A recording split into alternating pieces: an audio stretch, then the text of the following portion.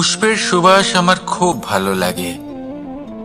অত্যন্ত সুন্দর হয় এই পুষ্প। এইভাবে চারিদিকে পুষ্প দেখে মন আনন্দিত হয়ে ওঠে। এবার আপনারা ভেবে দেখুন, আমার চারিদিকে পুষ্প নয়, আগুন আছে। তাহলে কি হবে? আমার শরীর কি জ্বলে যাবে না? অবশ্যই জ্বলবে।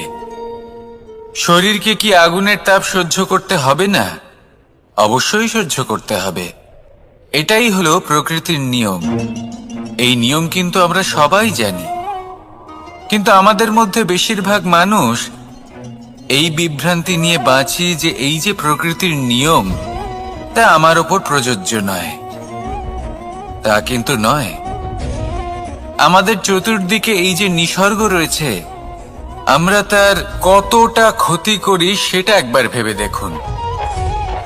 আমরা বনাঞ্চল জ্বালিয়ে দিই, বায়ু দূষিত করি, জল দূষিত করি, প্রাণীদের হত্যা আমরা করি। কেন? এই নিসর্গ আমরা নষ্ট করি, যদিও আমরা জানি যে আমরাও হলাম এই নিসর্গেরই অংশ। এবার দেখুন, শরীরের কোনো অংশে যদি আগুন ধরান, আস্তে আস্তে সমস্ত শরীরও জ্বলে যাবে। সেইভাবেই নিসর্গ যদি নষ্ট হয়ে যায়, তাহলে মনুষ্য জাতিও নষ্ট হয়ে যাবে। তাই এই যে নিসর্গ আপনি দেখছেন, এই পুষ্প, এই বৃক্ষ, বায়ু, জল, এদের সকলকে রক্ষা করুন, নষ্ট নয়। মনে রাখবেন, যদি নিসর্গ থাকে মানুষ থাকবে, যদি নিসর্গ থাকে তাহলেই জীবন থাকবে। আসুন আমার সাথে ভালোবেসে বলুন, রাধা রাধা। এই সংসারে সবাই বলেন আমি অর্জুনের মতো হয়ে উঠতে চাই। সবাই চায় যে তারাও যেন অর্জুনের মতো গান্ডীব লাভ করে। তারাও চায় যে তাদেরকেও মহাদেব এসে পশুপতি অস্ত্র দান করবেন। তারাও এটাই চায় মহাভারতের মতো মহাসংগ্রামে বিজয়ী হতে। কিন্তু সবাই ভুলে যান যে অর্জুন যা হতে পেরেছিলেন সবকিছুই অর্জন করেছিলেন। যদি আপনিও অর্জুনের মতো গান্ডীব লাভ করতে চান, তবে আপনাকেও তার মতোই শ্রেষ্ঠ কাঠ নির্বাচন করতে হবে। সেই কর্ম আপনাকেই করতে হবে। তার প্রত্যঞ্চা যাতে তীব্র হয়, তার জন্য আপনাকে সর্বশ্রেষ্ঠ দড়ি খুঁজে বের করতে হবে। আপনার বাণ যাতে ঘাতক হয়, সেই জন্য আপনাকে নতুন নতুন ধাতু খুঁজে বের করতে হবে। সেই শিক্ষা আপনাকে লাভ করতে হবে, তবেই আপনার ইচ্ছে পূর্ণ হবে। অর্জুন হওয়া বড়ই সরল, যদি আপনি কিভাবে অর্জন করতে হয় তা জানেন। শুধুমাত্র স্বপ্ন দেখেন যারা, তারা কখনোই অর্জন করতে পারবেন না। কিন্তু যদি কেউ অজ্ঞাতবাস ভোগ করতে পারে, যদি কেউ লাক্ষাগৃহ থেকে পালিয়ে বাঁচতে পারে, যদি কেউ কঠোর তপস্যা করতে পারে, প্রতীক্ষা করতে পারে এবং পরিশ্রম করতে পারে, তাহলে সে অর্জুন অবশ্যই হয়ে উঠবে। যদি আপনি অর্জুন হয়ে উঠতে চান, তাহলে কর্ম করতে শিখুন আর আমার সাথে ভালোবেসে বলুন, রাধা রাধা। এই সংসারের সব থেকে বড় সুখ কি? কেউ বলবেন নিজের লক্ষ্য প্রাপ্ত করা, কেউ বলবেন ধন উপার্জন করা, কেউ বলবেন নিদ্রাই সব থেকে বড় সুখ, কেউ বলবেন রাজ্য লাভ করা, আবার কেউ বলবেন মাতার হাত থেকে খাবার খাওয়া, আদি ইত্যাদি। কিন্তু যদি সত্যি কথা বলি, এই সংসারের সব থেকে বড় সুখ হলো সেবা করা। কখনো কাউকে সেবা করে দেখুন। এই সেবা দ্বারা অন্য কোনো মানুষের আশীর্বাদ লাভ করাতেই সুখ রয়েছে। আপনার সেবা ভাব দ্বারা যখন কোনো মানুষ নিজের অন্তরাত্মা থেকে আপনাকে আশীর্বাদ করে, তার থেকে বড় সুখ আর কিছুই নেই। কারণ প্রত্যেক মানুষের মধ্যে ঈশ্বর বাস করেন। নরের সেবাই হলো নারায়ণের সেবা। নিষ্কাম সেবা করাই হলো সব থেকে বড় সুখ। তাই নিজের অন্তরে সেবার এই ভাব জাগ্রত করুন। যে সুখের কথা আমি বলছি সেই সুখ অনুভব করেই দেখুন। এই মন সুপ্রসন্ন হয়ে বলবে, রাধা রাধা। সমস্ত মানুষের জীবন কিছুটা সমান হয়। মানুষ জন্মগ্রহণ করে, তারপর চলতে শেখে, জীবনে এগিয়ে চলে, বার্ধক্য লাভ করে, তারপর সমাপ্ত হয়ে যায়। কিন্তু সেই ব্যক্তিরা কারা যারা প্রকৃত অর্থে মনুষ্য জীবন যাপন করেন? এনারা হলেন সেই ব্যক্তি যারা পড়ে গেলেও আবার উঠে দাঁড়ানোর চেষ্টা করেন, নিজের ভেঙে পড়া অস্তিত্বকে আগলে নিয়ে আবার একটা আকার দেবার চেষ্টা করেন, ভগ্ন আশাকে আবার একটা নতুন দিশা দেন। অসফল হওয়ার পরেও থামেন না, আবার এগোতে থাকেন। অসফল হওয়ার পরে যদি আপনি থেমে যান তাহলে সাফল্য আপনার সামনে অপেক্ষা করে, কিন্তু আপনি তা দেখতে পান না। তাই জীবনের সংঘর্ষে অংশগ্রহণ করতে শিখুন। জীবনের সংঘর্ষ থেকে পালাবেন না। আসুন আমার সাথে ভালোবেসে বলুন, রাধা রাধা। একবার একটা শেয়াল বনে বিচরণ করছিল। ও একটা ছোট্ট শাবক দেখতে পেল। ও ভাবলো, আজ একেই আমি খাবার হিসেবে গ্রহণ করব। আশেপাশে দেখলো কেউ দেখছে না তো, কেউ ছিল না। আর সেই শাবকের ওপর আক্রমণ করলো, যা হলো একটা ঘোর অপরাধ। বনের নিয়ম অনুসারে আপনি কখনোই শাবকের ওপর আক্রমণ করতে পারেন না। তারপর এই খবরটা যখন রাজা সিংহ জানতে পারলেন, সভার আয়োজন করলেন। কিন্তু সেখানে শেয়াল বলল, আমি তো এরকম কিছু করিনি। কিন্তু যদি আপনি এরকম বলেন, কোনো প্রমাণ দিন, এর কোনো সাক্ষী আছে? তখন রাজা সিংহ পেঁচাকে ডেকে পাঠালেন, যে সেই মুহূর্তে বৃক্ষের শাখার ওপর বসেছিল। সে সব কিছু দেখেছিল। পেঁচা সব সত্যি কথা বলল, আর শেয়ালকে মৃত্যুদণ্ড দেয়া হলো। এবার এই কাহিনী আমি আপনাকে কেন শোনালাম? কারণ মানুষও কখনো কখনো এরকম কর্ম করেন যা শিয়াল করেছে। এটা ভাবেন কেউ দেখছে না, যখন আমি অনুচিত কর্ম করতেই পারি। কিন্তু না, আপনি যাই করুন না কেন, কেউ না কেউ অবশ্যই তা দেখছে। কোনো ব্যক্তি না হলেও কোনো প্রাণী, না হলে কোনো যক্ষ বা দেব বা প্রেত। যদি এনারা কেউ না দেখেন, তাহলে ধরিত্রী মাতা দেখেন, যেখানে দাঁড়িয়ে আপনি সেই কর্ম করছেন, তাই না? তাই একটা কথা সবসময় মনে রাখবেন, কে দেখছেন কে দেখছেন না সেই বিষয়ে ভাবা ছেড়ে দিন। এটা খুব সহজ কথা। আপনি যদি উচিত কর্ম করেন, উচিত ফল পাবেন। যদি অনুচিত কর্ম করেন, তাহলে আপনি অনুচিত ফল অবশ্যই পাবেন। সেই জন্য উচিত পথে চলতে থাকুন, উচিত কর্ম করতে থাকুন, আর আমার সাথে ভালোবেসে বলুন, রাধা রাধা। জীবন থাকলে লক্ষ্য অবশ্যই থাকবে। যদি লক্ষ্য থাকে, তার পথ অবশ্যই থাকবে। যদি পথ থাকে, তাহলে বাধা অবশ্যই থাকবে।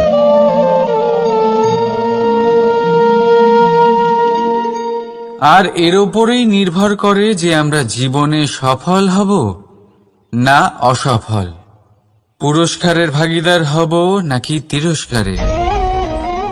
মনে করুন, আপনাকে একটা কাজ করতে হবে, আপনাকে পর্বত আরোহণ করতে হবে, আর সেই পথের ঢাল আপনাকে একাধিকবার ফেলে দেবে। পাথর আপনাকে একাধিকবার আহত করবে। এই অবস্থায় কি করবে?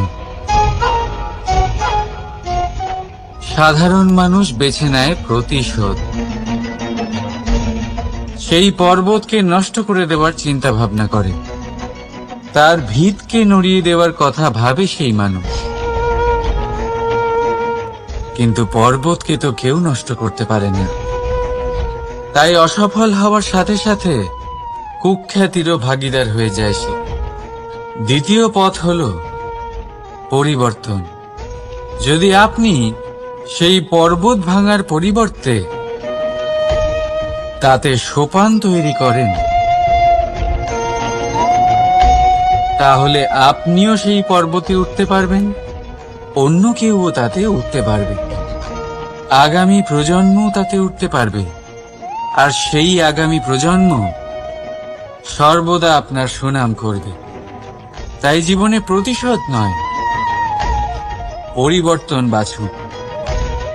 বদলা নয়, বদল বেছে নিন। আপনার বাধা আপনার বন্ধু হয়ে যাবে।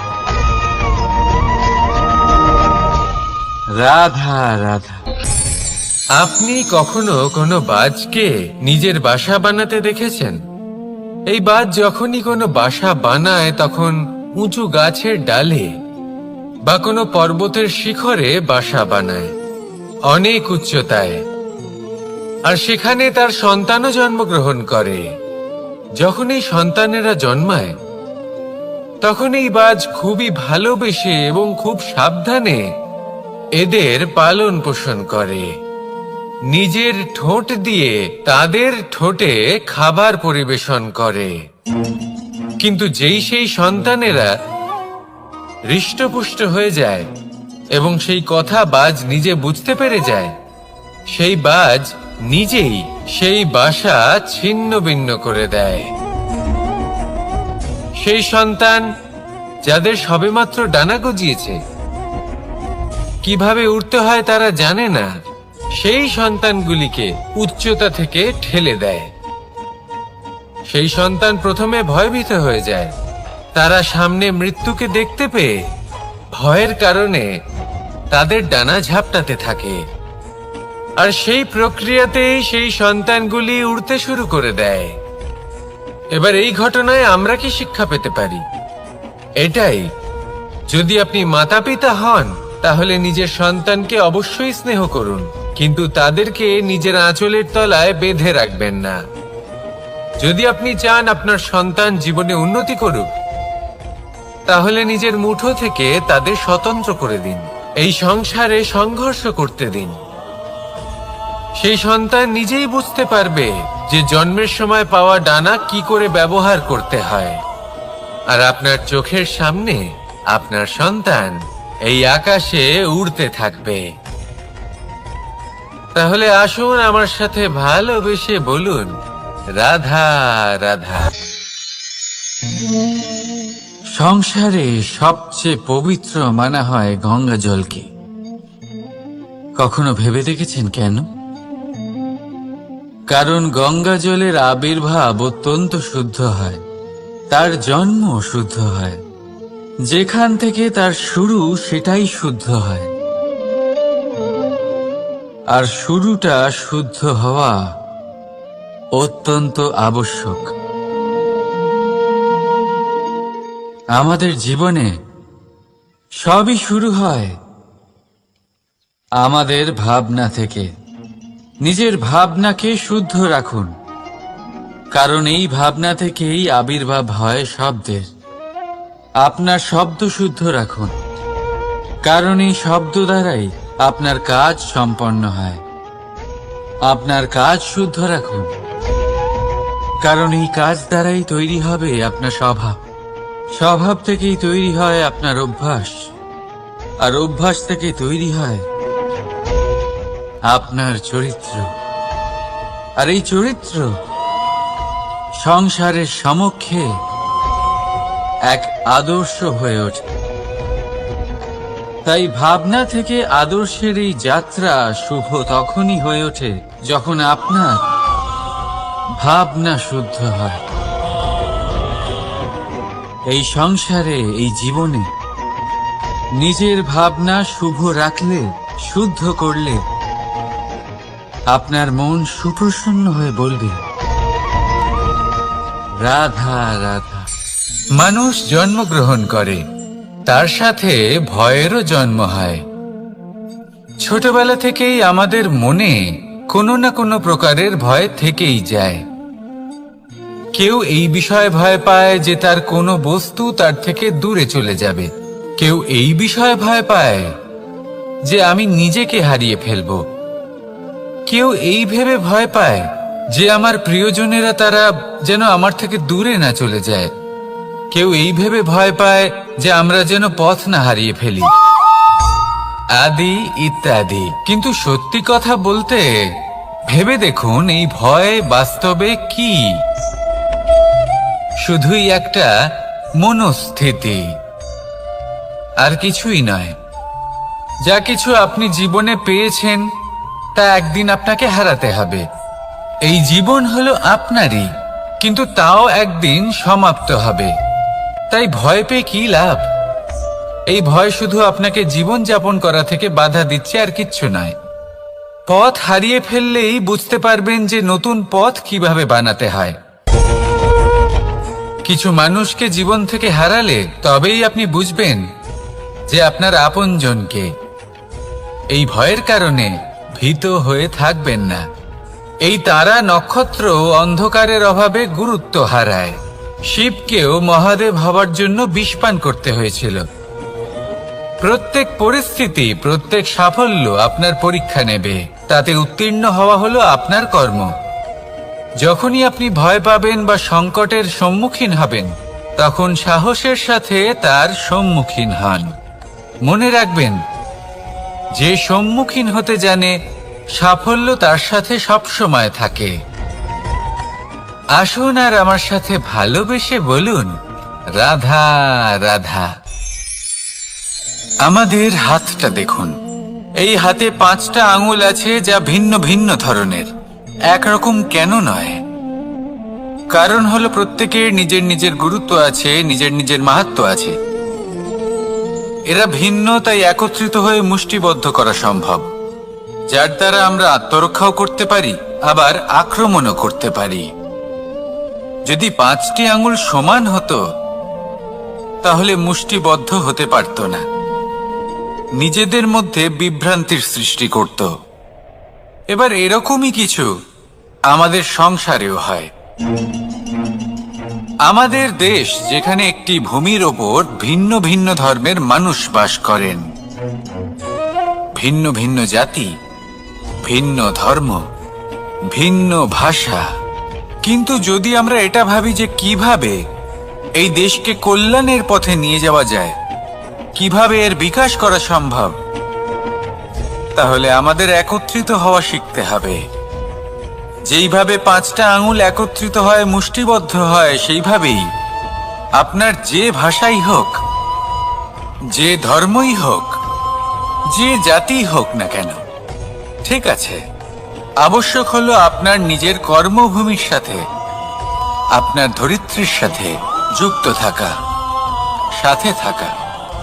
তবেই দেশের উন্নয়ন সম্ভব। তবেই এই দেশ স্বতন্ত্র থাকবে, সফল হবে, আর এই মন প্রসন্ন হয়ে বলবে, রাধা রাধা। মাকড়সারা ভীষণ পরিশ্রম করে এটা তৈরি করে। নিজের শরীরের রস দিয়ে এই জাল বনে। আপনি কি এটার উদ্দেশ্য জানেন? আসলে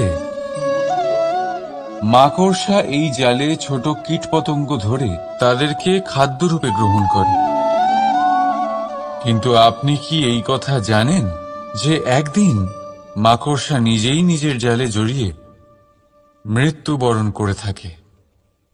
বলুন, কি করেন আপনি এই জাল দেখতে পেলে? দেখতে পেলেই মুছে ফেলেন এর অস্তিত্ব, তাই না?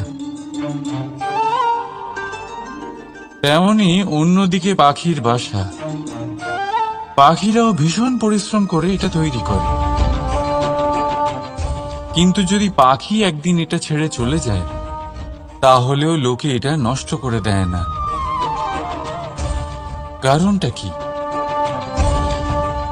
এর কারণ হলো এর নির্মাণ জীবন সঞ্চারের জন্য করা হয়েছিল, নষ্ট করার জন্য নয়। তাই মনে রাখবেন, জীবনে আপনার পরিশ্রম যতই বেশি হোক না কেন, যদি আপনার লক্ষ্য শুভ না হয়, তাহলে আপনারও বিনাশ নিশ্চিত। তাই সৃজন করতেই থাকুন আর মুগ্ধ হয়ে বলুন, রাধা রাধা।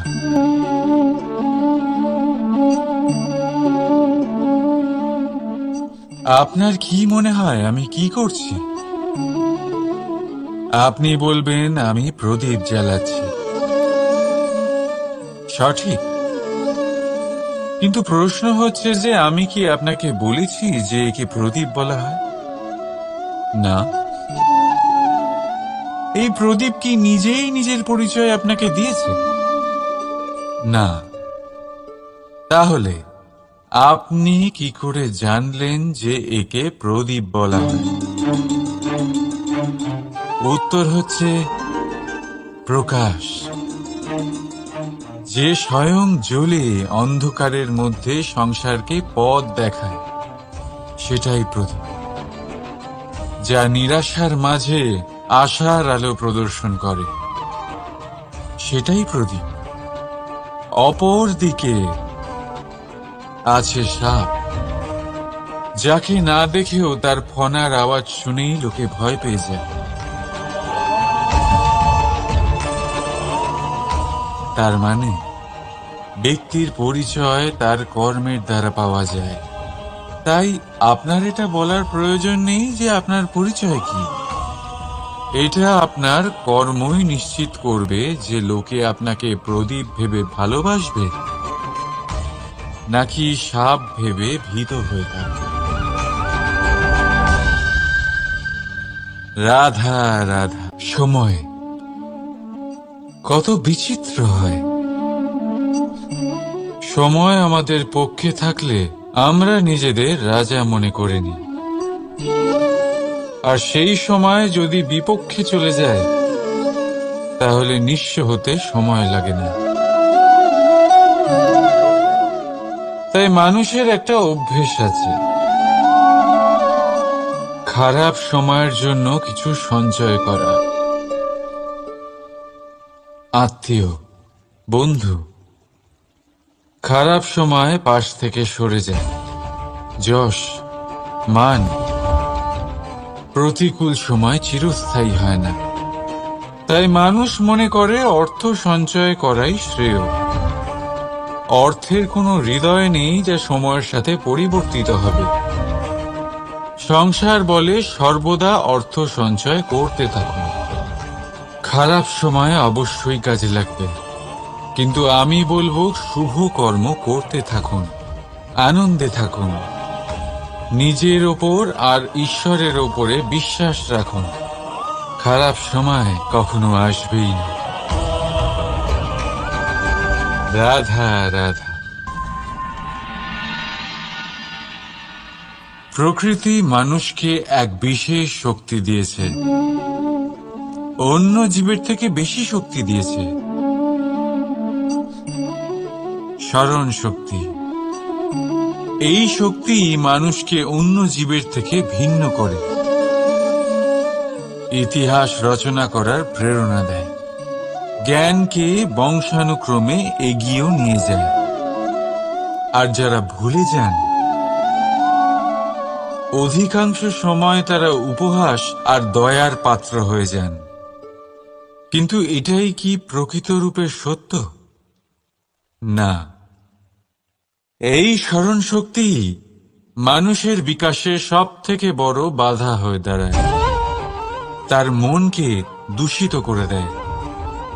খারাপ অভিজ্ঞতা, কারোর করা বিশ্বাসঘাতকতা, কারোর কটাক্ষ বেশিরভাগ মানুষই ভুলতে পারেন না, আর তারপর প্রতিশোধ নিতে উদ্যত হন। প্রথমে সময় নষ্ট করেন প্রতিশোধের প্রস্তুতিতে, আর তারপর সময় নষ্ট করেন প্রতিশোধ নেওয়ার সুযোগ খুঁজতে। যদি সন্তুষ্টি পেতে চান, যদি জীবনে আনন্দ পেতে চান, তাহলে স্মরণ শক্তির সদ্ব্যবহার করুন। নিজের স্মরণ শক্তিকে চালনা করুন শুধুমাত্র ভালো কথা আর ভালো স্মৃতির দিকে। জীবনে আনন্দ পাবেন। রাধা রাধা। মানুষ নিজের পরিবারের জন্য কত কিছুই না করে, দিন রাত পরিশ্রম করতে থাকে যাতে তার পরিবারের প্রয়োজন পূরণের জন্য অর্থ রোজগার করতে পারে। কিন্তু শুধু অর্থ রোজগার করাটাই কি যথেষ্ট? আপনি বলবেন, হ্যাঁ নিশ্চয়ই, অর্থ দিয়ে সব কিছু পাওয়া যায়, বিদ্যা পাওয়া যায়, বাড়ি পাওয়া যায়, ওষুধ পাওয়া যায়, আর কত কিছুই না পাওয়া যায়। এইসব একটা পর্যায় পর্যন্ত সঠিক, কিন্তু একটু মন দিয়ে ভেবে দেখুন, যখন কোনো শিশু অসুস্থ হয়ে পড়ে তখন সে ওই তিক্ত ওষুধ কেন খেয়ে নেয়? এই জন্য কারণ ওর পিতা সেই ওষুধ অর্থ দিয়ে কিনেছে?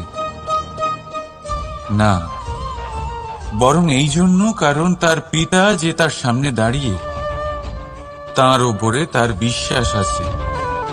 বিশ্বাস আছে যে উনি তার কিচ্ছু হতে দেবেন না।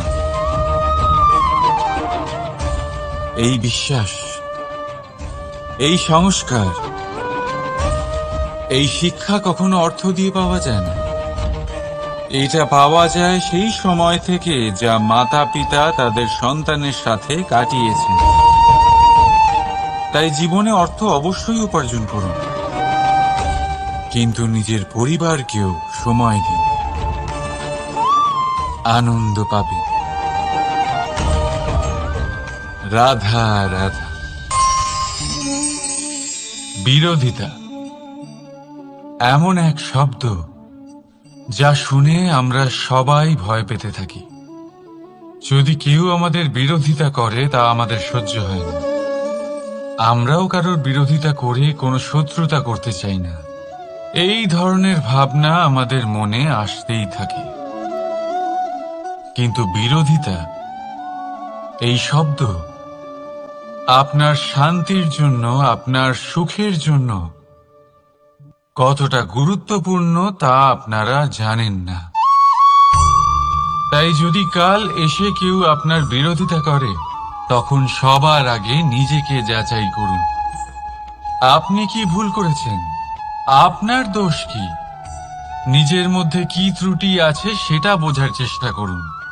নিজেকে সংশোধন করার চেষ্টা করুন, তারপর দেখুন বিরোধিতার এই আগুন আপনাকে স্বর্ণ থেকে কুন্দন বানিয়ে তুলবে। বলা হয় এই সংসারে খারাপ বেড়েই চলেছে, কিন্তু তার কারণ এ নয় যে খারাপ মানুষ বেড়ে চলেছে। তার কারণ হলো যে ভালো মানুষ, যাদের ভালো চিন্তা, ভালো বিচারধারা আছে, তারা খারাপের বিরোধিতা করতে পারে না। যদি আপনার সম্মুখে কোনো খারাপ কর্ম হয়, তাহলে তার বিরোধিতা করতে সংকোচ করবেন না, কারণ বিরোধিতার এই আগুন মন্দকে পিছুপা হতে অবশ্যই বাধ্য করে। রাধা রাধা। বিশ্বাস, জীবনে বিশ্বাস কতটা গুরুত্বপূর্ণ। একজন স্ত্রী তার স্বামীর হাত ধরে যে কোনো জায়গায় যেতে পারেন, এর কারণ হলো বিশ্বাস। তার নিজের স্বামীর ওপরে বিশ্বাস আছে। যখন একজন মা তার ছোট বাচ্চাকে কোলে তুলে হাওয়ায় ওঠায়, তখন সেই বাচ্চা ভয়ভীত হয়ে যায় না।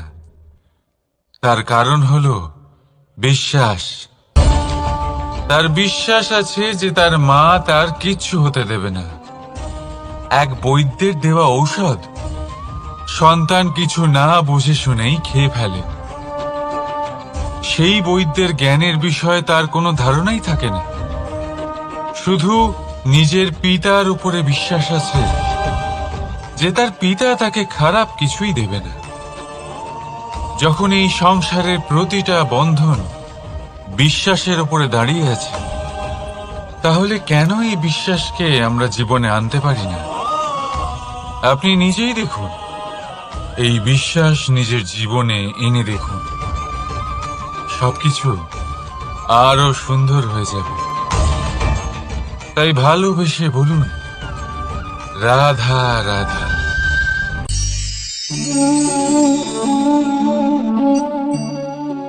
অহংকার, এই শব্দটা সবাই শুনেছেন।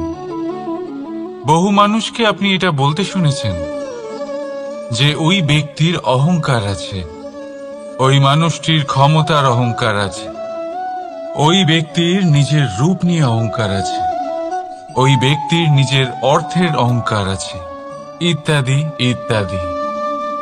কিন্তু এই অহংকার, এর অস্তিত্ব হয় কি করে?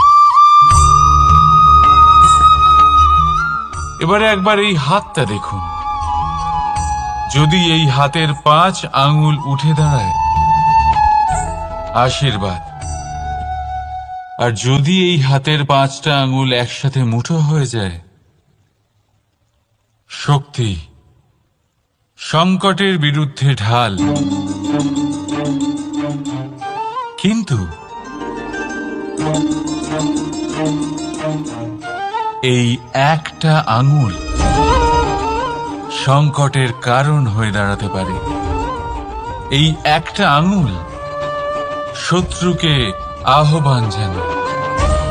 এবার অহংকার বলে এই শব্দটাই দেখে নিন।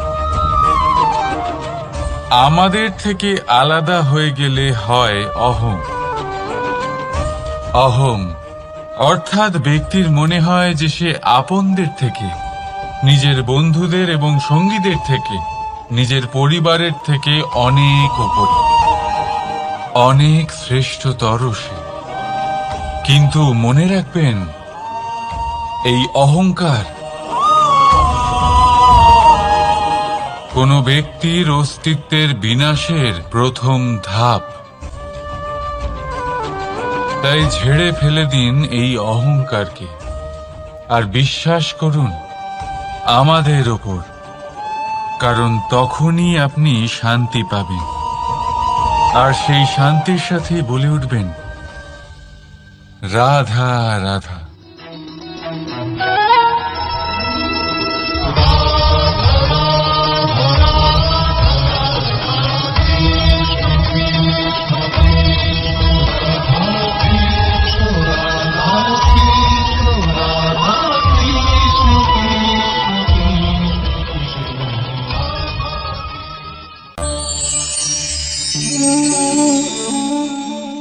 সাফল্য। যদি আপনাকে জীবনে সাফল্য পেতে হয়, তাহলে আপনি একাধিক মানুষ পাবেন যারা একাধিক উপায় বলবে আপনাকে সাফল্য পাওয়ার। দীর্ঘ সময় ধরে পরিশ্রম, চেষ্টা, নির্ধারণ, নিষ্ঠা, এই বিষয়ে ভাষণ দিতে থাকবেন। একাধিক রকমের উদাহরণ আপনার সামনে তুলে ধরবেন। কিন্তু আমার এটা মনে হয়, আমরা কেন সেই বিষয়ে কথা বলি না যা মানুষকে অসফল করে তোলে? শুধু দুটো ব্যাপার অসফল হওয়া নিশ্চিত করে। শুধু 2 ধরনের মানুষ বেশিরভাগ অসফল হন। প্রথম তারা যারা ভাবে অনেক কিছু কিন্তু কিছুই করে না। আর দ্বিতীয় তারা যারা অনেক কিছু করতে থাকে কিন্তু ভাবনা চিন্তা না করে। ভাবনা আর কর্ম, এদের মাঝে সামঞ্জস্য রাখা খুব জরুরি। যদি এটা থাকে, তাহলে জীবনে কখনো অসফল হবেন না। রাধা রাধা। আপনি অনেককে এই কথা নিশ্চয়ই বলতে শুনেছেন, এই ব্যক্তির দৃষ্টিতে দম্ভ আছে, এই ব্যক্তির চোখের ওপর অহংকারের পর্দা পড়ে আছে, ইত্যাদি ইত্যাদি। চলুন আমি আপনাকে একটা প্রশ্ন করছি। আপনি দেখেন কি দিয়ে? দৃষ্টি দিয়ে নাকি দৃষ্টিভঙ্গির সাহায্যে? ভাবুন। চিন্তায় পড়ে গেলেন নিশ্চয়ই। দৃষ্টি যে কোনো বস্তুর বা যে কোনো মানুষের শুধু বাইরের রূপটা দেখায়, যেখানে দৃষ্টিভঙ্গি আপনাকে সোজা আসল পরিচয়ের সাথে সাক্ষাৎ করায়। উদাহরণ হিসেবে চন্দ্র। চন্দ্র আমরা সবাই দেখেছি। বহু মানুষ আছেন যাদের চন্দ্র অত্যন্ত সুন্দর লাগে। আবার কিছু মানুষ এমনও আছেন যারা এই চন্দ্রের মধ্যেই দাগ খুঁজে বার করেন। এই হলো দৃষ্টিভঙ্গি। যদি নিজের দৃষ্টিভঙ্গিতে প্রেম রাখেন, ভালোবাসা রাখেন, সম্ভ্রম রাখেন, তাহলে তার বদলে আপনিও প্রেম আর সম্মান অবশ্যই পাবেন। এবারে দেখুন, যে জল দিয়ে ঈশ্বরের মূর্তি ধোয়া হয় তাকে চরণামৃত বলা হয়। এটার কারণ দৃষ্টিভঙ্গি। এখন আপনি পাথরকে ভগবান ভেবে পুজো করবেন, নাকি ভগবানকে পাথর ভেবে পরিত্যাগ করবেন? সিদ্ধান্ত আপনার, কিন্তু এই সিদ্ধান্ত নির্ভর করে আপনার দৃষ্টিভঙ্গির ওপর।